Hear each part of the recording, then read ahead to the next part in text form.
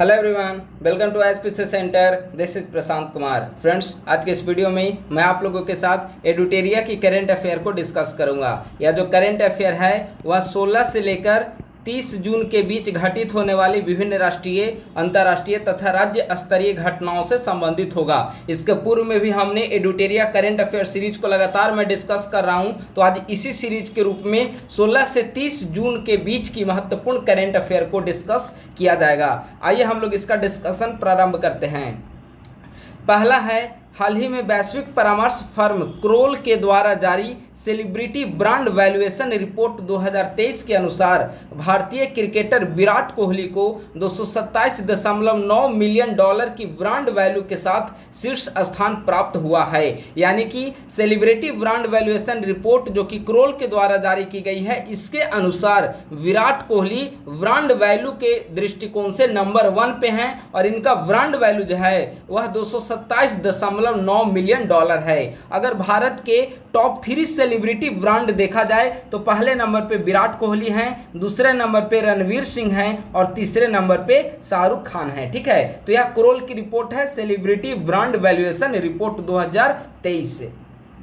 21 जून 2024 को 10वें अंतर्राष्ट्रीय योग दिवस के अवसर पर आयुष मंत्रालय तथा इसरो के द्वारा एक संयुक्त पहल योगा फॉर स्पेस का आयोजन किया गया। यानी कि योगा फॉर स्पेस का आयोजन आयुष मंत्रालय और इसरो के द्वारा किया गया है। कब? 10वें अंतर्राष्ट्रीय योग दिवस के अवसर पर, जिसका आयोजन 21 जून 2024 को किया गया। तो आप लोग याद रखेंगे, योगा फॉर स्पेस आयुष मंत्रालय प्लस इसरो के द्वारा।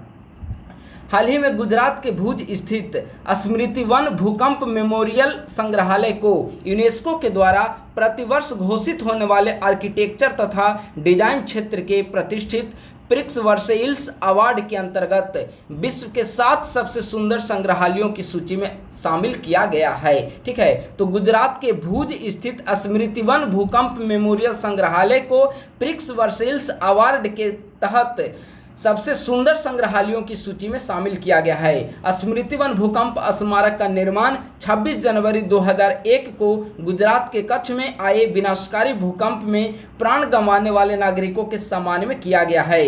इस स्मारक का लोकार्पण, यानी कि स्मृति वन भूकंप मेमोरियल संग्रहालय का लोकार्पण माननीय प्रधानमंत्री नरेंद्र मोदी के द्वारा अगस्त 2022 में किया गया था। हाल ही में केंद्र सरकार के द्वारा डाकघर अधिनियम 2023 के प्रावधानों को लागू करने के लिए अधिसूचना जारी की गई है।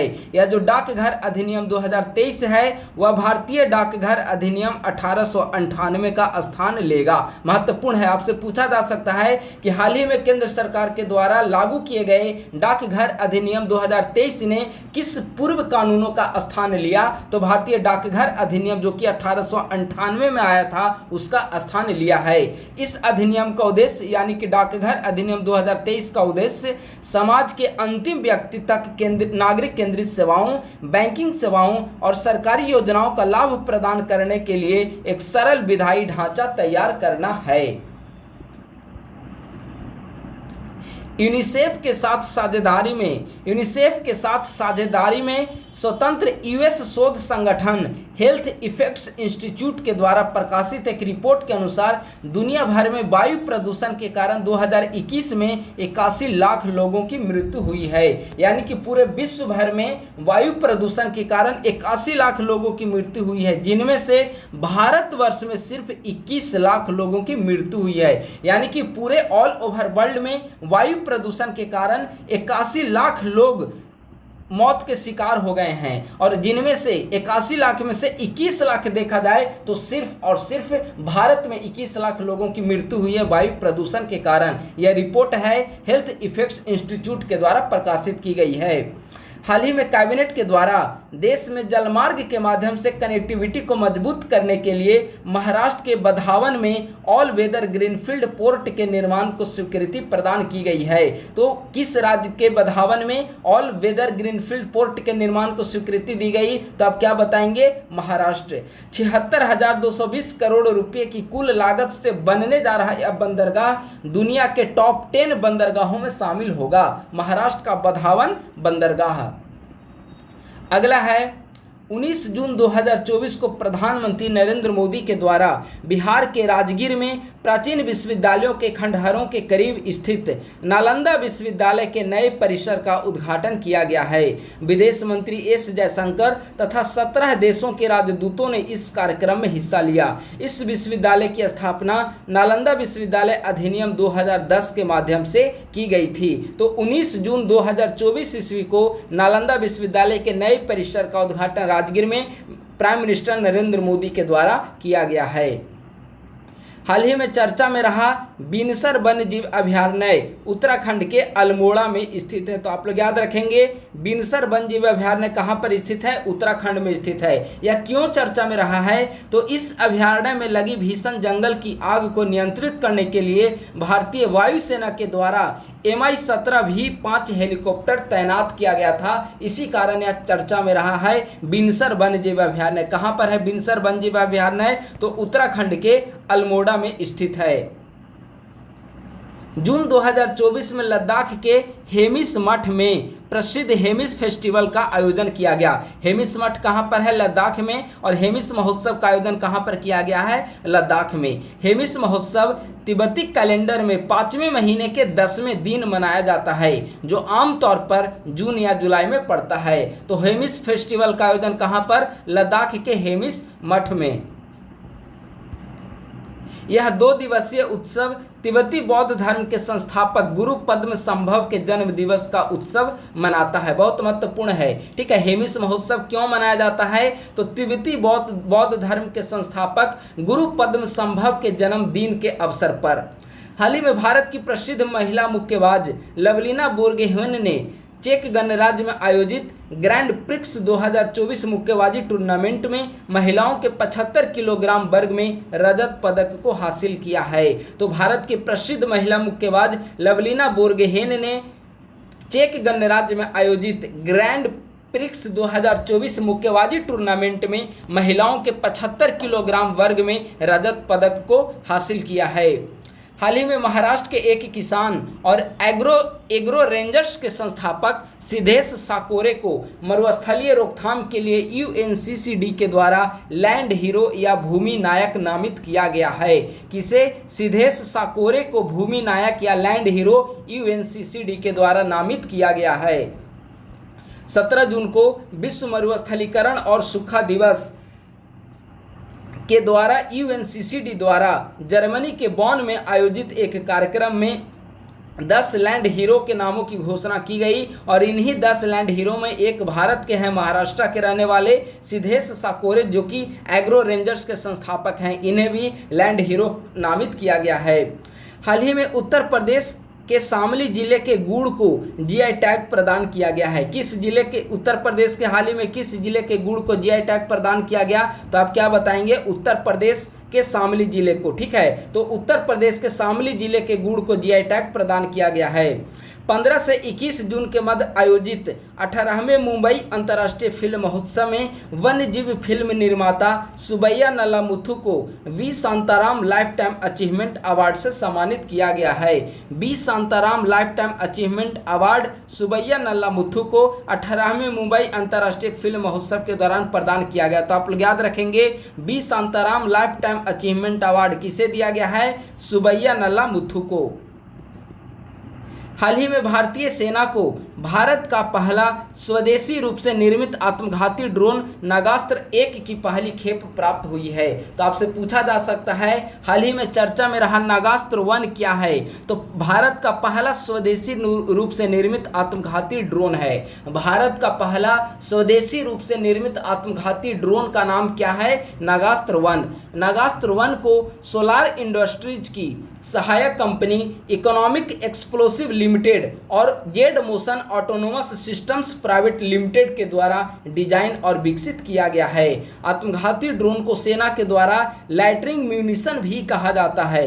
9 किलोग्राम वजनी नागास्त्र 1 30 मिनट तक उड़ान भर सकता है या 15 किलोमीटर की दूरी तक 1 किलोग्राम हथियार ले जाने में सक्षम है। ठीक है, तो आप लोग याद रखेंगे, चर्चा में रहा नागास्त्र 1 क्या है, तो भारत का पहला स्वदेशी रूप से निर्मित आत्मघाती ड्रोन है।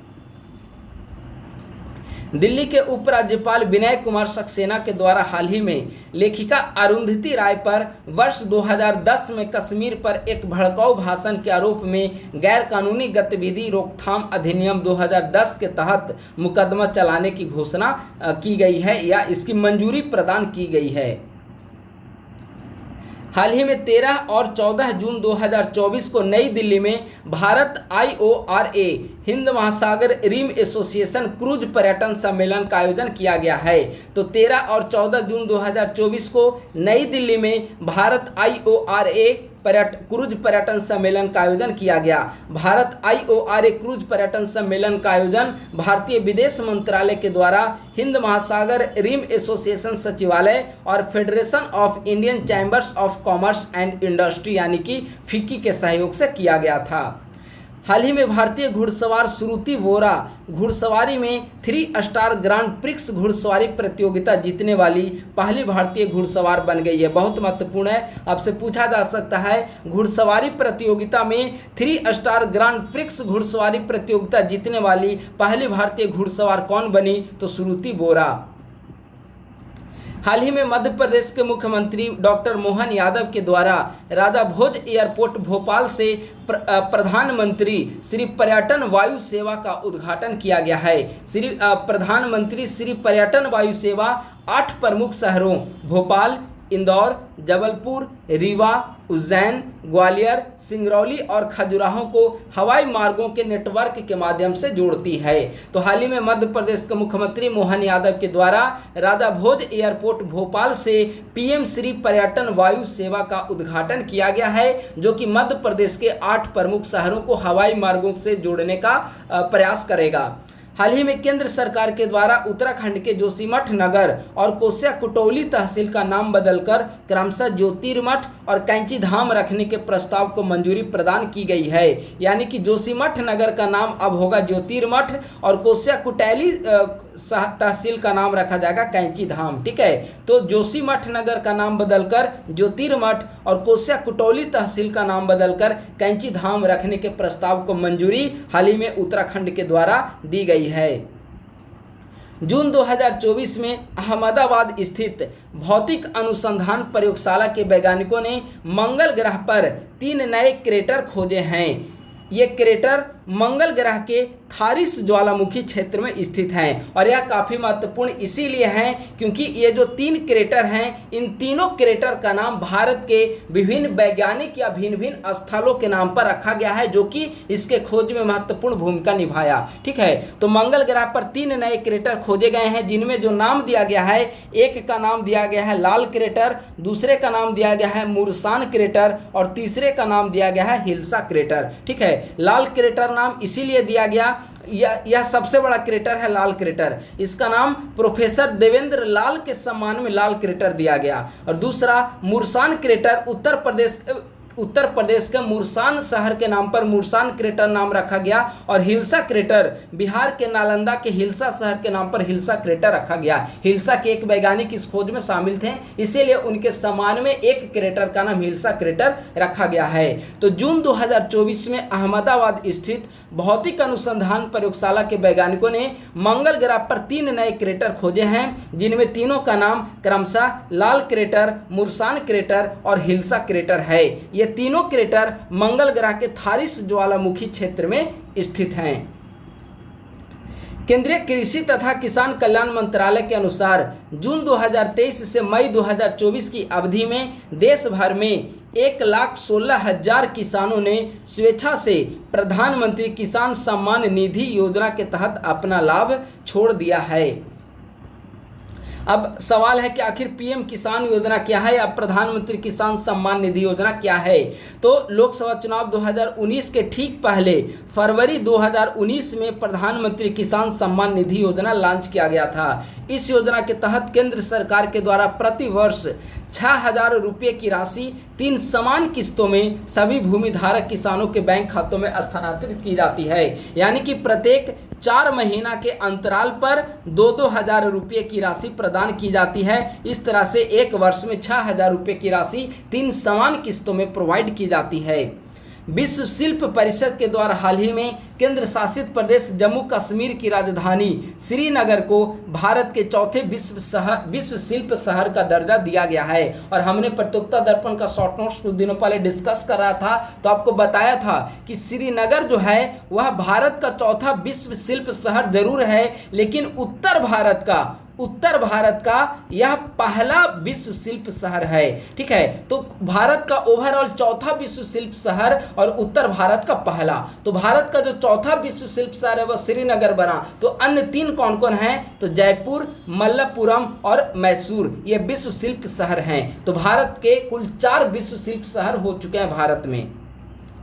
अगला है जून 2024 में लद्दाख को उल्लास नव भारत साक्षरता कार्यक्रम के तहत पूर्ण कार्यात्मक साक्षरता प्राप्त करने वाली प्रशासनिक इकाई घोषित किया गया है। तो आपसे यह भी पूछा जा सकता है कि उल्लास कार्यक्रम या उल्लास नव भारत साक्षरता कार्यक्रम का संबंध निम्नलिखित में से किस राज्य या केंद्र शासित प्रदेश से है? तो आप क्या बताएंगे? लद्दाख। लद्दाख को उल्लास नव भारत साक्षरता कार्यक्रम के तहत पूर्ण कार्यात्मक साक्षरता प्राप्त करने वाली प्रशासनिक इकाई घोषित किया गया है।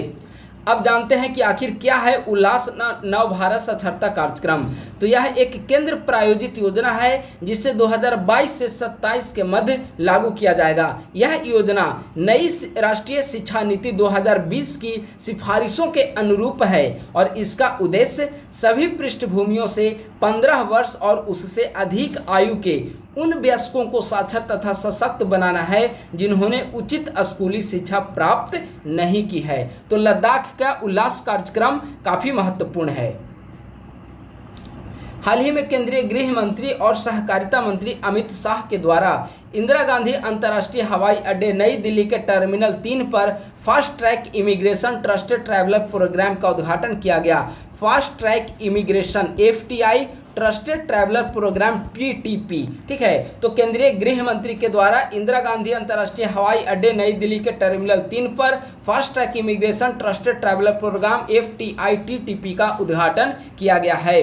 यह भारत सरकार की एक पहल है जिसे भारतीय नागरिकों और ओवरसीज सिटीजन ऑफ इंडिया कारधारकों को तेज, आसान और अधिक सुरक्षित यात्रा का अनुभव प्रदान करने के लिए डिजाइन किया गया है। हाल ही में यूनेस्को के द्वारा केरल के कोझिकोड शहर को भारत का पहला सिटी ऑफ लिटरेचर घोषित किया गया है। यानी कि भारत का पहला सिटी ऑफ लिटरेचर किसे घोषित किया गया? केरल के कोझिकोड को, या भारत का साहित्य शहर केरल के कोझिकोड को यूनेस्को के द्वारा घोषित किया गया है। अक्टूबर 2023 में कोझिकोड को यूनेस्को क्रिएटिव सिटीज नेटवर्क की साहित्य श्रेणी में स्थान प्राप्त हुआ था। अगला है इसी में है 500 से ज़्यादा पुस्तकालयों वाला कोझिकोड शहर प्रसिद्ध मलयालम लेखक ST वासुदेवन नायर सहित अन्य साहित्यिक व्यक्तियों की साहित्यिक गतिविधियों का आधार रहा है। उत्तर प्रदेश सरकार के द्वारा जल्द ही महाराजगंज में एशियन किंग गिद्ध के लिए दुनिया का पहला संरक्षण और प्रजनन केंद्र स्थापित करेगी। यानी कि दुनिया का पहला संरक्षण और प्रजनन केंद्र गिद्धों के लिए कहां पर स्थापित किया जाएगा? महाराजगंज में। तो एशियाई किंग या एशियन किंग गिद्ध के लिए दुनिया का पहला संरक्षण और प्रजनन केंद्र कहां पर स्थापित करने का निर्णय लिया गया है? तो उत्तर प्रदेश के महाराजगंज में। एशियन किंग गिद्ध वल्चर वर्ष 2007 से क्रिटिकल इंडेंजर्ड सूची में शामिल है। अब जानते हैं कि IUCN के द्वारा विभिन्न पक्षियों की स्थिति को लेकर सूची जारी की जाती है, उसमें क्रिटिकल इंडेंजर्ड सूची में गिद्ध को शामिल किया गया है और इसी के संरक्षण के लिए दुनिया का पहला प्रजनन केंद्र संरक्षण केंद्र उत्तर प्रदेश के महाराजगंज में स्थापित किए जाने का निर्णय लिया गया है। 24 जून 2024 को केंद्रीय स्वास्थ्य और परिवार कल्याण मंत्रालय के द्वारा राष्ट्रीय स्टॉप डायरिया अभियान 2024 लॉन्च किया गया है। राष्ट्रीय स्टॉप डायरिया अभियान 2024 24 जून 2024 को केंद्रीय स्वास्थ्य और परिवार कल्याण मंत्रालय के द्वारा, बताइए अभी स्वास्थ्य मंत्री कौन है? JP नड्डा वर्तमान समय में स्वास्थ्य मंत्री हैं। ठीक है, JP नड्डा लॉन्च किया गया है। इसका उद्देश्य डायरिया के कारण होने वाली बाल मृत्यु को रोकना है। राजस्थान के कोटा से सांसद ओम बिरला को पुनः 18वीं लोकसभा का अध्यक्ष निर्वाचित किया गया है, यानी कि ये 17वीं लोकसभा के भी अध्यक्ष थे और 18वीं लोकसभा के भी अध्यक्ष निर्वाचित हुए हैं और लगातार 2 बार अध्यक्ष चुने जाने वाले ये अब तक के दूसरे लोकसभा अध्यक्ष हैं। इसके पहले बलराम जाखड़ लगातार 2 बार लोकसभा अध्यक्ष चुने गए थे और ओम बिरला 2 बार पूर्ण कार्यकाल के लिए चुने जाने वाले दूसरे लोकसभा अध्यक्ष हैं। पहले लोकसभा अध्यक्ष बलराम जाखड़, ठीक है। 1952, 67, 76 में हुई वोटिंग के बाद लोकसभा अध्यक्ष पद के लिए यह चौथा मुकाबला था, यानी कि लोकसभा अध्यक्ष पद के लिए चौथी बार वोटिंग हुई है। इस बार जो वोटिंग हुई है उसमें विपक्षी दलों की तरफ से इंडिया ब्लॉक की तरफ से के सुरेश उम्मीदवार थे और एनडीए पक्ष की ओर से ओम बिरला उम्मीदवार थे। हालांकि ध्वनि मत विभाजन के कारण ओम बिरला को विजित घोषित कर दिया गया, विजेता घोषित कर दिया गया। श्री बिरला 2 बार लोकसभा अध्यक्ष निर्वाचित होने वाले छठे अध्यक्ष हैं और लगातार 2 बार बनने वाले दूसरे हैं, ठीक है। 2 बार लोकसभा अध्यक्ष बनने वाले छठे अध्यक्ष हैं, लेकिन लगातार 2 बार चुने जाने वाले बलराम जाखड़ के बाद दूसरे लोकसभा अध्यक्ष हैं। आप लोग वर्ड पे ध्यान देंगे। पहले लोकसभा अध्यक्ष कौन थे? जीवी मावलंकर। अगला है, हाल ही में अंकटाड के द्वारा विश्व निवेश रिपोर्ट यानी कि वर्ल्ड इन्वेस्टमेंट रिपोर्ट 2024 जारी की गई है। इस रिपोर्ट के अनुसार 2023 में भारत में एफडीआई में 43% की गिरावट आई है और वर्तमान समय में एफडीआई $28 बिलियन हो गया है, ठीक है। तो भारत वर्ल्ड इन्वेस्टमेंट रिपोर्ट जो कि अंकटाड के द्वारा जारी की गई है, इस रिपोर्ट के अनुसार भारत की एफडीआई में 43% की गिरावट आई है और वर्तमान समय में एफडीआई $28 बिलियन है। प्रत्यक्ष विदेशी निवेश के मामले में 2022 में भारत 8वें स्थान पर कायम था और चूंकि 43% की गिरावट आई है तो 2023 में भारत 8वें स्थान से फिसलकर 15वें स्थान पर हो गया है। केंद्रीय मंत्रिमंडल के द्वारा जून 2024 में वर्ष 2024-25 के लिए 14 खरीफ फसलों के लिए एमएसपी में वृद्धि की गई है। केंद्र सरकार के द्वारा हर फसल सीजन से पूर्व कृषि लागत और मूल्य आयोग की सिफारिश पर 23 फसलों के लिए एमएसपी घोषित की जाती है। वर्तमान समय में कृषि मंत्री शिवराज सिंह चौहान हैं। हाल ही में ऑस्ट्रेलिया सरकार ने अंतरिक्ष मैत्री मिशन के अंतर्गत इसरो की वाणिज्यिक शाखा न्यू स्पेस इंडिया लिमिटेड के साथ $18 मिलियन के समझौते ज्ञापन पर हस्ताक्षर किया है। किसने? ऑस्ट्रेलिया सरकार ने हाल ही में अंतरिक्ष मैत्री मिशन के तहत इसरो की वाणिज्यिक शाखा न्यू स्पेस इंडिया लिमिटेड के साथ $18 मिलियन का समझौता ज्ञापन पर हस्ताक्षर किया है। इस समझौते के अनुसार न्यू स्पेस इंडिया लिमिटेड 2026 में ऑस्ट्रेलिया की स्पेस मशीन्स कंपनी का दूसरा ऑप्टिमस अंतरिक्ष यान इसरो के SSLV यानी कि लघु उपग्रह प्रक्षेपण यान शॉर्ट सैटेलाइट लॉन्च व्हीकल से प्रक्षेपित किया जाएगा। हाल ही में भारत सरकार के शिक्षा मंत्रालय के द्वारा एनटीए के माध्यम से परीक्षाओं का पारदर्शी, सुचारू और निष्पक्ष संचालन के लिए इसरो के पूर्व अध्यक्ष डॉक्टर के राधाकृष्णन की अध्यक्षता में एक 7 सदस्यीय उच्च स्तरीय समिति का गठन किया गया है। आप लोग याद रखेंगे किनकी अध्यक्षता में कमेटी का गठन किया गया है? परीक्षाओं का पारदर्शी, सुचारू और निष्पक्ष संचालन के लिए डॉक्टर के राधाकृष्णन की अध्यक्षता में 7 समितीय कमेटी का गठन किया गया। यह 2 महीने के अंदर अपनी रिपोर्ट को सौंपेगा। सरकार के द्वारा यह कदम नीट परीक्षा 2024 में पेपर लीक विवाद और नेट यूजीसी परीक्षा का स्थगित होने के मद्देनजर उठाया गया। हाल ही में भारत सरकार के द्वारा नीट परीक्षा में गड़बड़ी को लेकर विवाद के कारण एनटीए के महानिदेशक सुबोध कुमार सिंह को बर्खास्त कर दिया गया और वर्तमान समय में एनटीए के नए अध्यक्ष कौन बने हैं? एनटीए के नए महानिदेशक प्रदीप सिंह खरोला को बनाया गया है। तो आप लोग याद रखेंगे एनटीए के नए महानिदेशक प्रदीप सिंह खरोला। एनटीए की स्थापना 2017 में की गई थी और वर्तमान समय में शिक्षा मंत्री धर्मेंद्र प्रधान हैं। हाल ही में बांग्लादेशी प्रधानमंत्री शेख हसीना की 2 दिवसीय भारत यात्रा के दौरान कनेक्टिविटी, ऊर्जा और बुनियादी ढांचे और अन्य क्षेत्रों में सहयोग को आगे बढ़ाने के लिए 10 नए समझौता ज्ञापन पर हस्ताक्षर किया गया। नरेंद्र मोदी के नेतृत्व वाली सरकार के तीसरे कार्यकाल के लिए शपथ लेने के बाद भारत की यात्रा करने वाली यह पहली विदेशी नेता है। बहुत महत्वपूर्ण है। प्राइम मिनिस्टर लगातार तीसरी बार प्रधानमंत्री पद की शपथ लेने के बाद किस विदेशी नेता का पहला दौरा भारत में हुआ तो बांग्लादेश की शेख हसीना का, ठीक है। और भारतीय प्रधानमंत्री का द्विपक्षीय वार्ता के लिए किस देश में यात्रा हुआ, विदेश यात्रा, तो रूस। हालांकि उसके पहले वे इटली में G7 समिट में जा चुके हैं, लेकिन द्विपक्षीय यात्रा के उद्देश्य से पहली बार विदेशी दौरा तीसरे कार्यकाल के दौरान रशिया में हुआ। हाल ही में भारत सरकार के स्वामित्व वाली कोल इंडिया लिमिटेड की सहायक कंपनी ईस्टर्न कोलफील्ड्स लिमिटेड के द्वारा झारखंड के जामताड़ा जिले में कास्ता कोयला ब्लॉक में भूमिगत कोयला गैसीकरण के लिए भारत की पहली पायलट परियोजना शुरू की गई है, काफ़ी महत्वपूर्ण है। जून 2024 में केरल विधानसभा के द्वारा सर्वसम्मति से राज्य का नाम बदलकर केरलम करने का प्रस्ताव रखा गया है, ठीक है। बताइए किस आर्टिकल के तहत यह किया गया होगा, तो आर्टिकल 3 संविधान का आर्टिकल 3 में राज्य का नाम बदलने, एक या अधिक राज्यों को एक में मर्ज करने, एक राज्य को विभाजित करने आदि का अधिकार दिया गया है आर्टिकल 3 में। तो यह संविधान का आर्टिकल 3 का प्रयोग करके केरल विधानसभा के द्वारा ऐसा कार्य किया गया, ठीक है। हालांकि यह संसद पर अब डिपेंड करता है कि वह इसके नाम में परिवर्तित करे या ना करे। आर्टिकल 3 का प्रयोग करने का अधिकार संसद को है। आर्टिकल 2 और 3 आप लोग याद रखेंगे। आर्टिकल 2 और 3 चाहे नए राज्यों का निर्माण हो, उसका नाम में बदलाव करना हो, या फिर 2 या 2 से अधिक राज्यों का मर्ज करना हो, एक राज्यों का विभाजित करना हो, तो ये आर्टिकल 3 के तहत संसद को अधिकार प्रदान किया गया है। मलयालम भाषा में केरल का नाम केरलम है। अगस्त 2023 में भी केरल विधानसभा के द्वारा इसी तरह का एक प्रस्ताव पेश किया गया था। हाल ही में जयपुर सैन्य स्टेशन प्लास्टिक कचरे से सड़क बनाने वाला देश का दूसरा सैन्य स्टेशन बन गया है। तो आप लोग याद रखेंगे, प्लास्टिक कचरे से सड़क बनाने वाला देश का दूसरा सैन्य स्टेशन कौन बना, जयपुर। इसके पूर्व 2019 में नारंगी सैन्य स्टेशन गुवाहाटी असम प्लास्टिक कचरे से सड़क निर्माण करने वाला देश का पहला सैन्य स्टेशन बना था, ठीक है। तो प्लास्टिक कचरे से सड़क निर्माण करने वाला देश का पहला सैन्य स्टेशन कौन बना, नारंगी सैन्य स्टेशन गुवाहाटी असम। और हाल ही में देश का दूसरा सैन्य स्टेशन कौन बना, तो जयपुर सैन्य स्टेशन। प्रधानमंत्री नरेंद्र मोदी की अध्यक्षता में कैबिनेट नियुक्ति समिति के द्वारा आईबी के महानिदेशक तपन कुमार डेका को 1 वर्ष के सेवा विस्तार की मंजूरी दी गई है। यानी कि आईबी के महानिदेशक तपन कुमार डेका 1 साल और उनका कार्यकाल बढ़ गया है।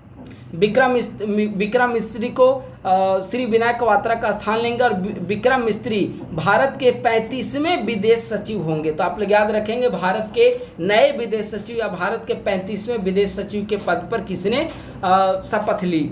हाल ही में लेफ्टिनेंट जनरल NS राजा सुब्रमणी को भारत के अगले थल सेना उप प्रमुख के रूप में नियुक्ति की मंजूरी मिली है। थल सेना के नए अध्यक्ष प्रमुख कौन हैं, उपेंद्र कुमार द्विवेदी, और थल सेना के उप प्रमुख NS राजा सुब्रमणी। हाल ही में रियासी जिले में चिनाब नदी पर निर्मित विश्व से सबसे ऊंचे रेलवे आर्च पुल पर प्रथम टाइल रन सफल रहा। रामबन जिले के संगलदान से रियासी स्टेशन तक 46 किलोमीटर के इस सफर में कुल 1.5 घंटे समय लगे।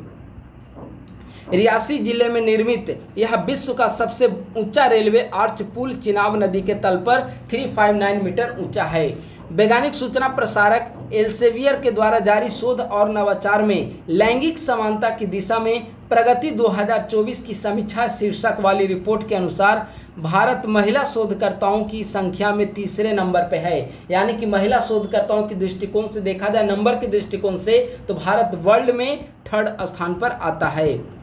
जून 2024 में वैशाली सेरेवी को भारत की पुरुष तथा महिला रग्बी टीमों का मुख्य कोच बनाया गया है। तो भारत की पुरुष तथा महिला रग्बी टीम का मुख्य कोच किसे बनाया गया, वैशाली सेरेवी को। भारत सरकार के द्वारा हाल ही में देश में आपराधिक न्याय प्रणाली को मजबूत करने के लिए राष्ट्रीय फोरेंसिक अवसंरचना विकास योजना को मंजूरी प्रदान की गई है। इसका शॉर्ट नाम है NFIES, पूरा नाम है राष्ट्रीय फोरेंसिक अवसंरचना, national forensic infrastructure development scheme को मंजूरी प्रदान की गई है। डेवलपमेंट नहीं, इन्हांसमेंट स्कीम। यहाँ पर देखिए फुल फॉर्म दिया गया है NFIES, national forensic infrastructure enhancement scheme. यह केंद्रीय गृह मंत्रालय के द्वारा लागू किया गया है और इसके लिए 24-25 से 28-29 के लिए केंद्र सरकार ने 2254.43 करोड़ रुपये का बजटीय आवंटन किया है। जून 2024 में असम के गुवाहाटी के कामाख्या मंदिर में प्रसिद्ध अंबुबाची मेला प्रारंभ किया गया। तो अंबुबाची मेला कहाँ आयोजित किया गया? असम के गुवाहाटी के कामाख्या मंदिर में। यह उत्सव देवी कामाख्या के वार्षिक मासिक धर्म के उत्सव का प्रतीक है। तो अंबुबाची मेला असम में कामाख्या मंदिर में। तो यह राष्ट्रीय घटनाक्रम यहाँ पे समाप्त हो गया। ठीक है, अब हम लोग आते हैं अंतर्राष्ट्रीय घटनाक्रम को हम लोग प्रारंभ करते हैं। ठीक है, अंतर्राष्ट्रीय घटनाक्रम अगर हम लोग स्टार्ट करें तो अर्थ सिस्टम साइंस डेटा पत्रिका में global assessment of nitrous oxide emission report प्रकाशित की गई है। इस रिपोर्ट के अनुसार सबसे ज़्यादा नाइट्रस ऑक्साइड का जो इमिशन होता है, नंबर 1 पे सबसे ज़्यादा नाइट्रस ऑक्साइड का जो उत्सर्जन करता है वह चाइना नंबर 1 पे है, भारत इंडिया नंबर 2 पे है और यूएसए नंबर 3 पे है। ये टॉप 3 कंट्री आप लोग याद रखेंगे। सबसे ज़्यादा नाइट्रस ऑक्साइड का उत्पादन चीन के द्वारा, उसके बाद भारत के द्वारा, उसके बाद यूएसए के द्वारा। अगर शीर्ष 5 उत्सर्जक देश देखा जाए तो चीन कुल नाइट्रस ऑक्साइड का 16.7%, भारत 10.9%, अमेरिका 5.7%, ब्राज़ील 5.3% और रसिया 4.6% करता है। तो भारत इस दृष्टिकोण से विश्व का दूसरा सबसे बड़ा नाइट्रस ऑक्साइड उत्सर्जन करने वाला देश है। अगला है जून 2024 में Swedish think tank SIPRI Stockholm International Peace Research Institute के द्वारा हाल ही में दुनिया भर में परमाणु हथियारों की स्थिति को लेकर एक रिपोर्ट हाल ही में सिप्री के द्वारा जारी की गई है। इसके अनुसार वर्तमान समय में विश्व में 9 देश हैं जो परमाणु संपन्न राष्ट्र के रूप में जाने जाते हैं। इन 9 देशों में P5 कंट्री है। P5 कंट्री का मतलब हो गया सुरक्षा परिषद जो अस्थायी सदस्य हैं वे सारे 5 देश, अमेरिका, रूस, ब्रिटेन, फ्रांस प्लस चीन, ये 5 हो गए P5 कंट्री। प्लस में भारत और पाकिस्तान, दोनों पड़ोसी देशों के लीजिए भारत पाकिस्तान, प्लस में उत्तर कोरिया और प्लस में इजराइल। ये 9 कंट्री जो हैं वह परमाणु संपन्न राष्ट्र हैं, भारत, पाकिस्तान, उत्तर कोरिया और इजराइल। ठीक है, इनमें अगर देखा जाए तो कुल अगर इन सारे देशों को मिलाकर देखा जाए तो परमाणु हथियारों का कुल वैश्विक भंडार 12,121 परमाणु हथियार हैं, जिनमें से 9,585 सैन्य भंडार में थे। इसका 90% हिस्सा जो है सिर्फ और सिर्फ रसिया और अमेरिका के पास है। यानी कि कुल परमाणु हथियारों का 90% जखीरा जो है वह रसिया और अमेरिका के पास है। जून 2024 में भारत के संग्रहित परमाणु हथियारों की संख्या 172 थी, जबकि पाकिस्तान के पास 170 थी। यानी कि पाकिस्तान जो है वह भारत से पीछे परमाणु हथियार में है, भारत यहाँ पाकिस्तान से आगे है। हालांकि इसके पहले वाले वर्ष में देखेंगे तो पाकिस्तान परमाणु हथियारों की संख्या में भारत से आगे था, लेकिन इस बार भारत आगे हो गया, पाकिस्तान पीछे हो चुका है। ठीक है, भारत 6ठे स्थान पर है। P5 कंट्री के बाद भारत 6ठे स्थान पर आता है परमाणु हथियारों की संख्या के दृष्टिकोण से। अगला है, हाल ही में कैमरून के पूर्व प्रधानमंत्री फिलेमॉन यंग को संयुक्त राष्ट्र महासभा के 79वें सत्र का अध्यक्ष चुना गया। बहुत महत्वपूर्ण है। UNGA संयुक्त राष्ट्र महासभा यूनाइटेड नेशन जनरल असेंबली के 79वें सत्र का अध्यक्ष किसे चुना गया? कैमरून के पूर्व प्रधानमंत्री फिलेमॉन यंग को। इसके पूर्व में 78वें सत्र के अध्यक्ष कौन थे? तो त्रिनिदाद और टोबैगो के डेनिस फ्रांसिस थे। हाल ही में थाईलैंड की संसद के द्वारा समलैंगिक विवाह को कानूनी मान्यता देने के बाद थाईलैंड समलैंगिक विवाह को मंजूरी देने वाला दक्षिण पूर्व एशिया का पहला और एशिया का तीसरा देश बना है। ठीक है, थाईलैंड जो है वह समलैंगिक विवाह को मंजूरी देने वाला, मान्यता देने वाला दक्षिण पूर्व एशिया का पहला देश है, लेकिन एशिया का तीसरा देश है। अन्य 2 देश एशिया में कौन कौन हैं? नेपाल और ताइवान। ठीक है, यानी कि समलैंगिक विवाह को मान्यता एशिया में 3 देशों ने दिया है, नेपाल, ताइवान और थाईलैंड। दक्षिण पूर्व एशिया में थाईलैंड एकमात्र ऐसा देश है, और अगर पूरे एशिया में देखा जाए तो थाईलैंड तीसरे नंबर पे है। हाल ही में पीटर पेलेग्रिनी ने स्लोवाकिया के 6ठे राष्ट्रपति के रूप में शपथ ली है। हाल ही में यूएन के द्वारा इजराइल को बच्चों के खिलाफ अपराध करने वाले अपराधियों के वैश्विक सूची में शामिल किया गया है।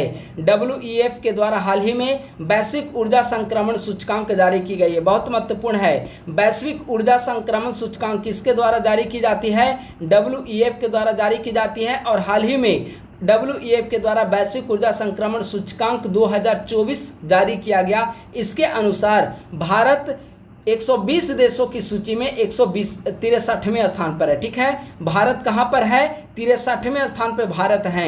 अगर टॉप रैंकर्स देखा जाए तो स्वीडन, डेनमार्क, फिनलैंड ये टॉप 3 हैं। वैश्विक ऊर्जा संक्रमण सूचकांक जो कि WEF के द्वारा जारी किया जाता है, टॉप 3 रैंकिंग में स्वीडन, डेनमार्क और फिनलैंड है। भारत का स्थान 120 देशों की सूची में 63वां है। पिछले वर्ष भारत ने 67वां स्थान प्राप्त किया था।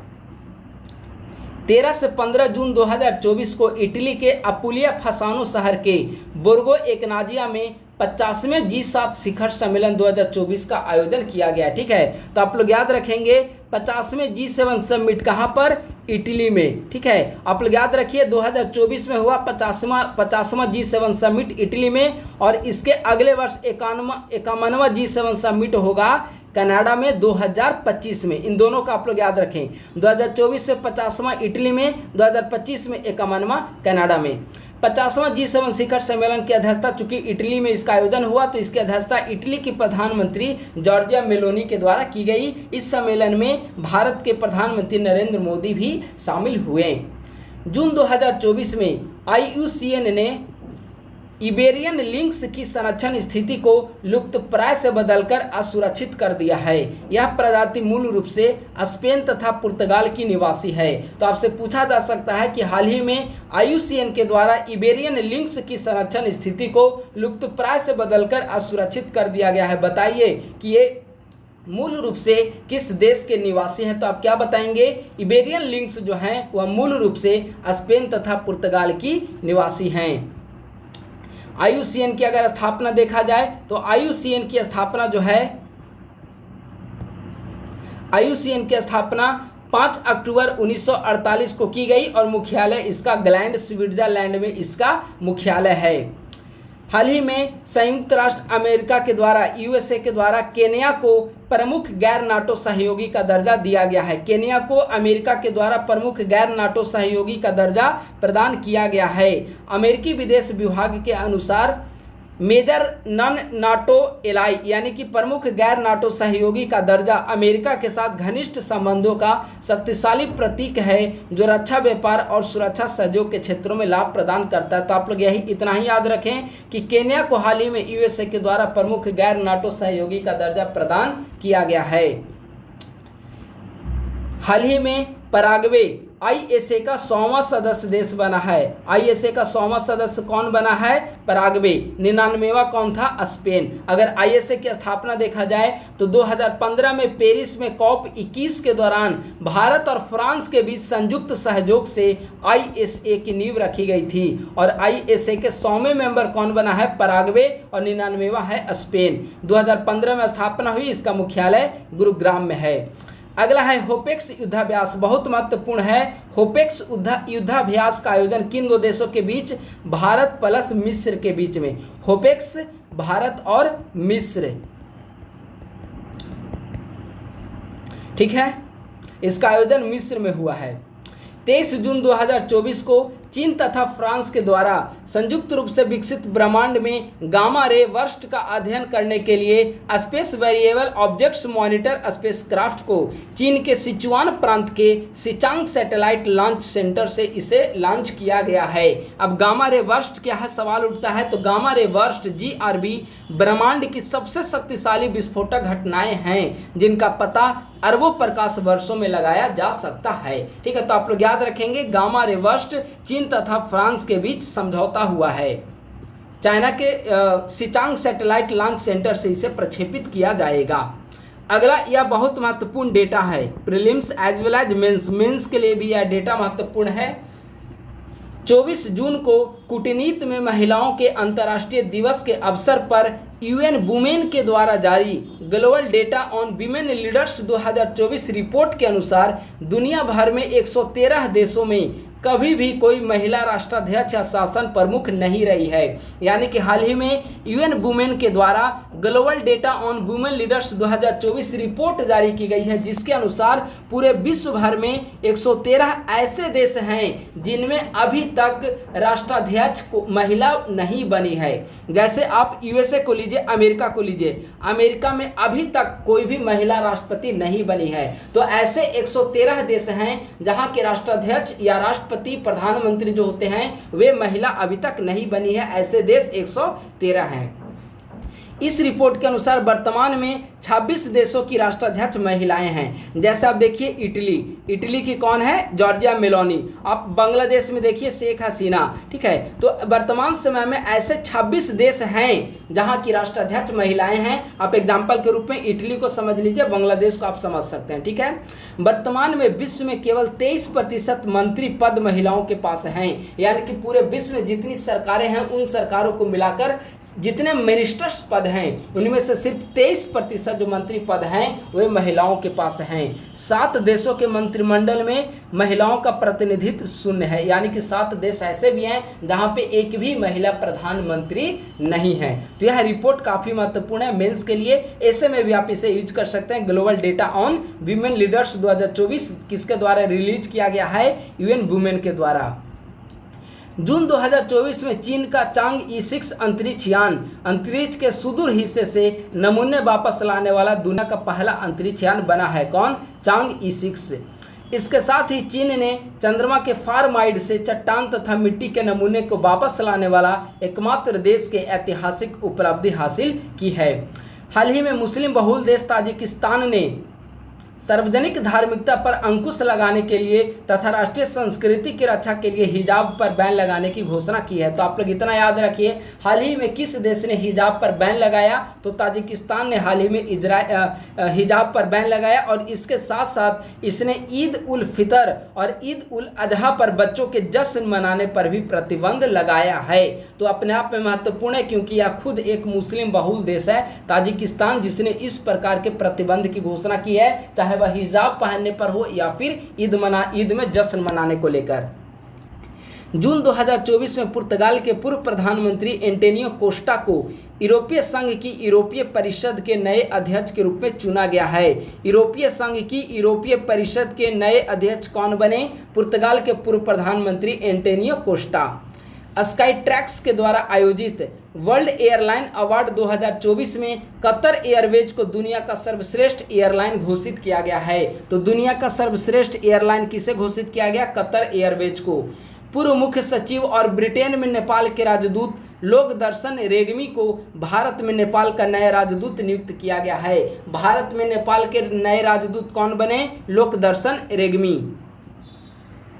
जून 2024 में कनाडा के द्वारा ईरान के सशस्त्र बल की शाखा इस्लामिक रिवॉल्यूशनरी गार्ड कॉर्प्स को आतंकी इकाई घोषित किया गया है। देखिए, कनाडा के पूर्व देखेंगे तो अमेरिका के द्वारा इजराइल की फोर्स को रिवॉल्यूशनरी गार्ड कहा जाता है। ठीक है, तो कनाडा के पूर्व सर्वप्रथम अमेरिका के द्वारा ईरान के रिवॉल्यूशनरी गार्ड को आतंकी संगठन, आतंकी इकाई घोषित किया गया था। अब हाल ही में कनाडा के द्वारा इसे आतंकी संगठन घोषित किया गया है। इससे क्या होगा कि जो ईरान की जो रिवॉल्यूशनरी गार्ड है उनके कोई सदस्य कनाडा की यात्रा नहीं कर पाएंगे। ठीक है, तो महत्वपूर्ण है कि हाल ही में किस देश के द्वारा ईरान के सशस्त्र बल की शाखा इस्लामिक रिवॉल्यूशनरी गार्ड को आतंकी इकाई घोषित किया गया है? तो आप क्या बताएंगे? कनाडा। जैव विविधता और पारिस्थितिकी तंत्र सेवाओं पर अंतर सरकारी मंच को वर्ष 2024 का ब्लू प्लैनेट पुरस्कार जीता गया है। यानी कि 2024 का ब्लू प्लैनेट पुरस्कार किसे प्रदान किया गया? IPBES को, जिसका पूरा नाम है जैव विविधता और पारिस्थितिकी तंत्र सेवाओं पर अंतर्राष्ट्रीय मंच। ठीक है, ब्लू प्लैनेट पुरस्कार के बारे में अगर जानकारी देखा जाए तो ब्लू प्लैनेट पुरस्कार की शुरुआत वर्ष 1992 में रियो अर्थ समिट के दौरान की गई थी। IPBES जिसे 2024 का ब्लू प्लैनेट पुरस्कार प्रदान किए जाने की घोषणा की गई है, इसकी स्थापना 2022 में की गई थी और इसका मुख्यालय जर्मनी वॉन में है। जून 2024 में यूक्रेन मानव रहित प्रणाली बल बनाने वाला दुनिया का पहला देश बन गया है। यानी कि मानव रहित प्रणाली बल यानी कि सशस्त्र बलों की एक नई शाखा बनाने वाला दुनिया का पहला देश कौन बन गया? तो यूक्रेन। ठीक है, तो यह राष्ट्रीय और अंतर्राष्ट्रीय यहाँ पर समाप्त हो गया। अब हम लोग बिहार करंट को देखते हैं। इसे भी हम लोग 16 से 30 के बीच घटित होने वाली विभिन्न घटनाओं को, जून की घटनाओं को कवर करेंगे। पहला और सबसे महत्वपूर्ण है 19 जून 2024 को प्रधानमंत्री नरेंद्र मोदी के द्वारा बिहार के राजगीर में नालंदा विश्वविद्यालय के नवीन परिसर का उद्घाटन किया गया है। 2016 में यूनेस्को के द्वारा नालंदा विश्वविद्यालय के अवशेष को वर्ल्ड हेरिटेज साइट में शामिल किया गया था। नालंदा विश्वविद्यालय का निर्माण गुप्त शासक कुमार गुप्त के द्वारा करवाया गया था। ठीक है, तो 19 जून 2024 आप लोग डेट याद रखेंगे। नालंदा विश्वविद्यालय का निर्माण कुमार गुप्त के द्वारा और 2016 में यूनेस्को के द्वारा वर्ल्ड हेरिटेज साइट में इसे शामिल किया गया था। हाल ही में पटना उच्च न्यायालय के द्वारा एक ऐतिहासिक फैसला सुनाते हुए बिहार में सरकार के द्वारा सरकारी नौकरी तथा उच्च शिक्षण संस्थानों के दाखिले में आरक्षण की सीमा को बढ़ाकर 65% करने का निर्णय रद्द कर दिया गया है। यह महत्वपूर्ण है। और इसके बाद आप देखेंगे कि हाई कोर्ट के निर्णय को बिहार सरकार के द्वारा सुप्रीम कोर्ट में चुनौती दी गई और सुप्रीम कोर्ट में 29 जुलाई को हाल ही में सुनवाई हुई, जिसमें सुप्रीम कोर्ट ने भी पटना हाई कोर्ट के निर्णय को बरकरार रखा और कहा कि वे इस पर अभी स्टे नहीं लगाएंगे और आगे आने वाले समय में यानी कि सितंबर में इस पर डिटेल सुनवाई की जाएगी। केंद्रीय टेक्सटाइल मंत्री गिरिराज सिंह के द्वारा हाल ही में बेगूसराय में देश का 19वां निफ्ट खोले जाने की बात कही गई है। तो देश का 19वां निफ्ट कहां पर खोला जाएगा? बेगूसराय में। देखिए, जो हमारा monthly wise Bihar current affair YouTube channel पर डिस्कस किया जा रहा है, अगर उसे आप देखेंगे तो उसके अलावा एक भी इसमें कुछ नया दिया हुआ नहीं मिलेगा। ठीक है, हमने पूर्व में ही इन सारे को डिस्कस कर लिया है बिहार करंट अफेयर सेक्शन के तहत। अगला है बिहार विधान परिषद के सभापति देवेश चंद्र ठाकुर ने इस्तीफा दे दिया है। और इस्तीफा देने के बाद क्यों इस्तीफा दिया? चूंकि ये 18वीं लोकसभा में सांसद के पद पर चुने गए हैं, नए सांसद बने हैं, ये सीतामढ़ी से चुने गए हैं। ठीक है, अब नए बिहार विधान परिषद के नए सभापति कौन बने हैं? तो अवधेश नारायण सिंह बिहार विधान परिषद के नए सभापति बने। देवेश चंद्र ठाकुर ने इस्तीफा दिया। क्यों? क्योंकि 18वीं लोकसभा में सीतामढ़ी से सांसद के पद पर चुने गए हैं। जून 2024 में मुख्यमंत्री नीतीश कुमार के द्वारा सम्राट अशोक कन्वेंशन केंद्र स्थित ज्ञान भवन में 2 दिवसीय आम महोत्सव का आयोजन किया गया। और हमने बताया था बिहार करंट डिस्कशन में कि भागलपुर के अशोक को आम्रमैन की ख्याति से भी सम्मानित किया गया है। ठीक है, तो आम महोत्सव का आयोजन अशोक कन्वेंशन सेंटर ज्ञान भवन पटना में।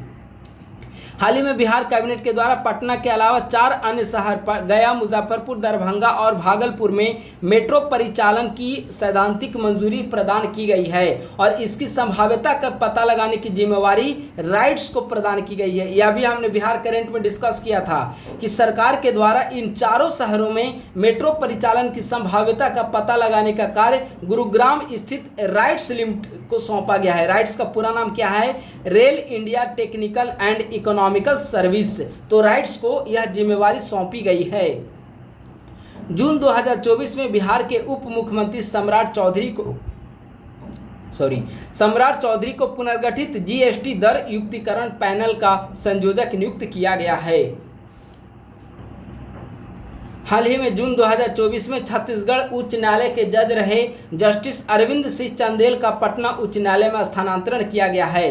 भारतीय संविधान के आर्टिकल 222 के तहत राष्ट्रपति के द्वारा सीजेआई के परामर्श कर उच्च न्यायालय के जजों का तबादला किया जाता है। तो आप लोग याद रखेंगे, हाल ही में छत्तीसगढ़ उच्च न्यायालय के जज रहे जस्टिस अरविंद चंदेल का पटना हाईकोर्ट में स्थानांतरण किया गया। संविधान के आर्टिकल 222 में ऐसा वर्णन किया गया है।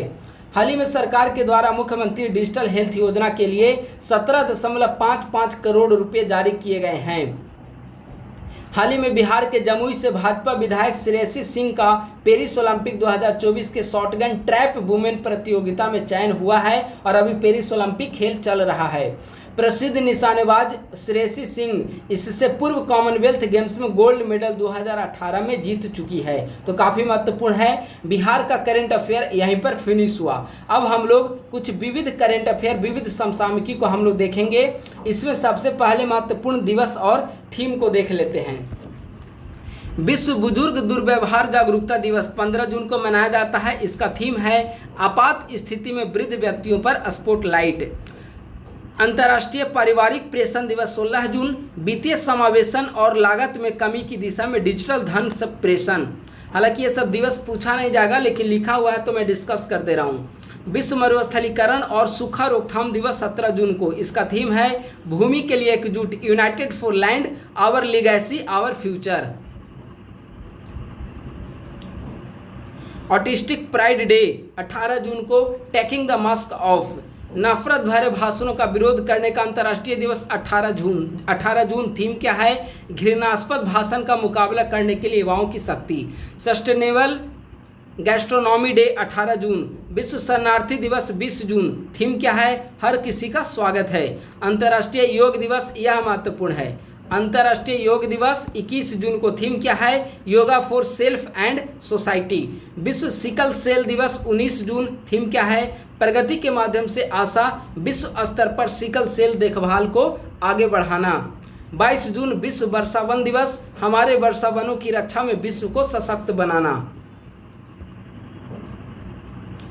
अंतर्राष्ट्रीय ओलंपिक दिवस, विषय क्या है? चलो चलें और जश्न मनाएं, लेट्स मूव एंड सेलिब्रेट। संयुक्त राष्ट्र लोक सेवा दिवस 23 जून। अंतर्राष्ट्रीय विधवा दिवस 23 जून। लैंगिक समानता की उपलब्धियों में तेजी लाना। कूटनीति में महिलाओं का अंतर्राष्ट्रीय दिवस, और अभी हमने इससे संबंधित एक रिपोर्ट भी डिस्कस किया, 24 जून को मनाया जाता है। इस बार का थीम है बहुपक्षीय कूटनीति में महिला नेतृत्व। अंतर्राष्ट्रीय एमएसएमई दिवस 27 जून को। इसका थीम क्या है? संकटों के समय में सतत विकास को गति देने और गरीबों को मिटाने के लिए एमएसएमई के उद्यमों की शक्ति और लचीलेपन का लाभ उठाना। विश्व सांख्यिकी दिवस 29 जून। अंतर्राष्ट्रीय नाविक दिवस 25 जून। थीम क्या है? नौवहन के भविष्य के मूल में नाविक। ठीक है, तो अंतर्राष्ट्रीय नाविक दिवस 25 जून। तो इस प्रकार से प्रमुख दिवस और थीम है। अब आइए महत्वपूर्ण अवार्ड को देखते हैं। ठीक है, हाल ही में ब्रिटेन के राजा चार्ल्स तृतीय के द्वारा भारतवंशी कैम्ब्रिज विश्वविद्यालय में एनेस्थीसिया के प्रोफेसर डेविड कृष्ण मेनन को न्यूरोक्रिटिकल केयर में सेवाओं के लिए Commander of the Order of British Empire से सम्मानित किया गया है। डेविड कृष्ण मेनन को भारतीय बाल फिल्म निर्माता विनोद गनात्रा को फिल्मी जगत में असाधारण योगदान के लिए दक्षिण अफ्रीका के प्रतिष्ठित नेल्सन मंडेला लाइफटाइम अचीवमेंट पुरस्कार 2024 से सम्मानित किया है। Vinod Ganatra Nelson Mandela lifetime achievement पुरस्कार 2024 से सम्मानित होने वाले पहले भारतीय बन गए हैं। बहुत महत्वपूर्ण है। जून 2024 में वैश्विक पवन दिवस के अवसर पर केंद्र सरकार के नवीन एवं नवीकरणीय ऊर्जा मंत्रालय के द्वारा आयोजित एक समारोह में गुजरात को सर्वाधिक पवन ऊर्जा स्थापित क्षमता के लिए प्रथम पुरस्कार से सम्मानित किया गया है। स्थापित पवन ऊर्जा क्षमता के दृष्टिकोण से टॉप 3 राज्य अगर देखा जाए तो नंबर 1 पे है गुजरात, नंबर 2 पे है तमिलनाडु और नंबर 3 पे है कर्नाटक। गुजरात में स्थापित पवन ऊर्जा क्षमता जो है वह 11,223 मेगावाट, तमिलनाडु में 10,743 मेगावाट, कर्नाटक में 6,312 मेगावाट है। जून 2024 में बुकर पुरस्कार विजेता भारतीय लेखिका अरुंधति राय को पेन प्रिंटर पुरस्कार 2024 से सम्मानित किया गया। पेन प्रिंटर पुरस्कार 2024 से किसे सम्मानित किया गया? अरुंधति राय को। पेन प्रिंटर पुरस्कार की स्थापना 2009 में साहित्य के लिए नोबेल पुरस्कार विजेता हेरोल्ड पिंटर की स्मृति में इंग्लिश चैरिटी संस्था पेन के द्वारा की गई थी। 1997 में अरुंधति राय को उनकी कृति the God of Small Things के लिए बुकर पुरस्कार प्रदान किया गया। जैव विविधता और पारिस्थितिकी तंत्र सेवाओं पर अंतर सरकारी मंच को वर्ष 2024 का ब्लू प्लैनेट पुरस्कार प्रदान किया गया है। अभी भी हमने पूर्व में भी इसे डिस्कस किया है। अब आइए खेल से संबंधित। तो जून 2024 में नामीबिया के हरफन मौला खिलाड़ी डेविड बीज ने अंतर्राष्ट्रीय क्रिकेट से संन्यास लेने की घोषणा की। आपसे पूछा जाएगा डेविड बीज किस देश के खिलाड़ी हैं, तो आप क्या बताएंगे? नामीबिया। हाल ही में भारतीय टेबल टेनिस खिलाड़ी श्रीजा अकुला WTT कंटिनेंटल एकल खिताब जीतने वाली पहली भारतीय टेबल टेनिस खिलाड़ी बन गई है। श्रीजा अकुला का संबंध हैदराबाद से है। अब कुछ महत्वपूर्ण नियुक्ति हम लोग डिस्कस कर लेते हैं। अगर महत्वपूर्ण नियुक्तियों को देखा जाए तो हाल ही में सुजलॉन के वाइस चेयरमैन गिरीश तांती को वैश्विक पवन ऊर्जा परिषद इंडिया का नया अध्यक्ष नियुक्त किया गया है। वैश्विक पवन ऊर्जा परिषद इंडिया का नया अध्यक्ष किसे बनाया गया? गिरीश तांती को। वैश्विक पवन ऊर्जा परिषद इंडिया की स्थापना 2005 में हुई थी। इसका मुख्यालय बेल्जियम ब्रुसेल्स में है। एक्सचेंज 4 मीडिया के संस्थापक तथा BW बिजनेस वर्ल्ड के चेयरमैन डॉक्टर अनुराग बत्रा को international academy of television arts and sciences का सदस्य चुना गया है।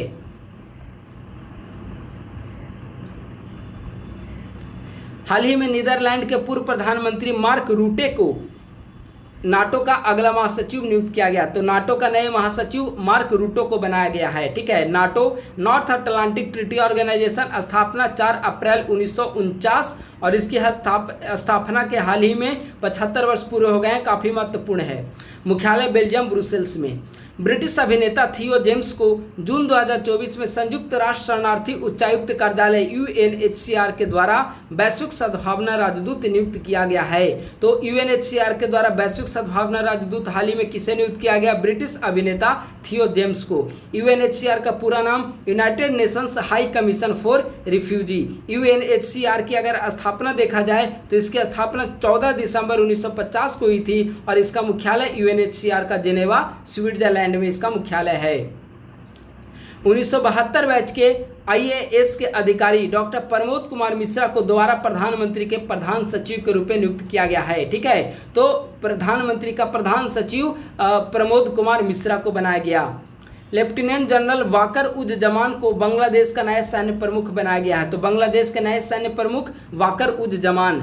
सिरिला रामाफोसा को दक्षिण अफ्रीका का राष्ट्रपति दोबारा निर्वाचित किया गया है। इसके पूर्व में भी 2018 में रामाफोसा पहली बार राष्ट्रपति पद की शपथ ली थी और पुनः दूसरी बार वे दक्षिण अफ्रीका के राष्ट्रपति पद पर शपथ ग्रहण समारोह में हिस्सा लेंगे। प्रसिद्ध भारतीय क्रिकेटर कपिल देव को हाल ही में professional golf tour of India PGTI का नया अध्यक्ष नियुक्त किया गया है। तो professional golf tour of India का नया अध्यक्ष कपिल देव को बनाया गया है। अभी हमने बताया था कि विक्रम मिस्त्री को नया विदेश सचिव बनाया गया है, नियुक्त किया गया है। ठीक है, भारतीय इलेक्ट्रॉनिक लिमिटेड के नए चेयरमैन और MD कौन बने हैं? मनोज जैन। भारतीय इलेक्ट्रॉनिक लिमिटेड के नए MD और प्रबंध निदेशक CEO चेयरमैन कौन बने? मनोज जैन। गुजरात से राज्यसभा सांसद JP नड्डा को राज्यसभा में सदन का नेता नियुक्त किया गया है। और ब्रिटेन में नेपाल के राजदूत लोकदर्शन रेग्मी को भारत में नेपाल का नया राजदूत नियुक्त किया गया है। ठीक है, यानी कि लोकदर्शन रेग्मी भारत में नेपाल के नए राजदूत बने हैं।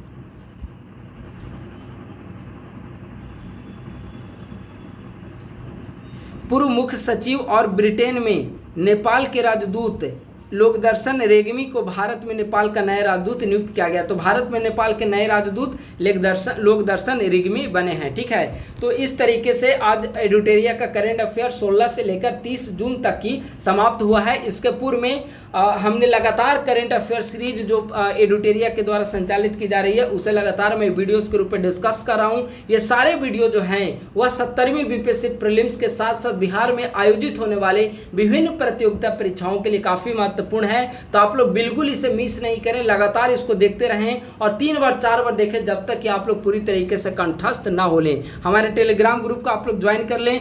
@ISPC सेंटर हमारा टेलीग्राम ग्रुप है। डिस्क्रिप्शन बॉक्स में आपको मिल जाएगा टेलीग्राम ग्रुप का लिंक। और अगर हमारे यूट्यूब चैनल पर आप लोग नए हैं तो इसे जरूर सब्सक्राइब कर लें ताकि सभी अपडेट आपको मिलता रहे। थैंक यू सो मच, बहुत बहुत धन्यवाद।